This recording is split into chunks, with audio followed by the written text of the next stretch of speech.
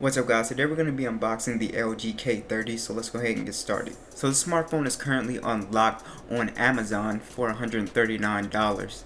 So you get the same old with every smartphone. You get the charger and the USB cord, and no, this phone does not have USB Type-C, which is fine. So when you get this phone out of the box, you're going to notice something really strange. There are two stickers on the back, and then when you peel them off, it gives you this really sticky residue, which is really weird because I have no clue why LG would put that on there. You have to get alcohol and scrub it off. I tried my best to scrub it off, but I actually have to go buy alcohol to even scrub this guy off.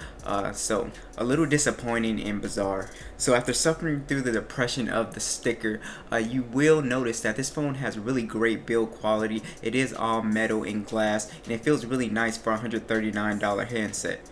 This phone does come with a headphone jack, and I do love that the sleep wake button is on the fingerprint scanner, which is pretty sweet. So here are the specifications of this phone. So it's not too bad. It's got a 5.3-inch display, a 13 megapixel rear camera, which took some pretty decent photos from what I took, and also a 5 megapixel front facing camera.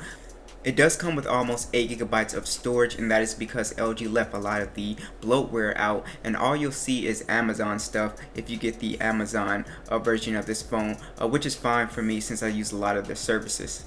The LG skin on this phone was extremely snappy and really great. This phone is running Android 7.0, and I'm expecting it to get 8.0 very soon. But they did throw a few features in here that I really like out of the box. You do have this drawing feature. You can draw on the screen and send to a memo or your gallery.